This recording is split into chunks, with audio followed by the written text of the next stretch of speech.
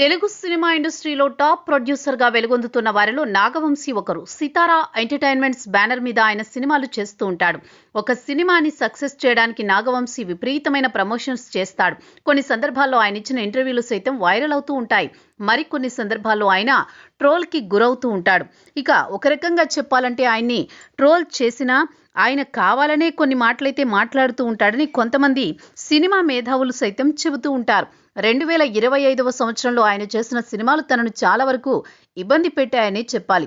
దానివల్ల ఆయన ప్రొడ్యూస్ చేసిన సినిమాలతో పాటు డిస్ట్రిబ్యూట్ చేసిన సినిమాలు సైతం అతన్ని చాలా వరకు దెబ్బకొట్టాయి. రీసెంట్గా ఆయన ఇచ్చిన ఒక ఇంటర్వ్యూలో కింగ్డమ్ సినిమా విషయం తీవ్రమైన అసంతృప్తి వ్యక్తం చేశాడు.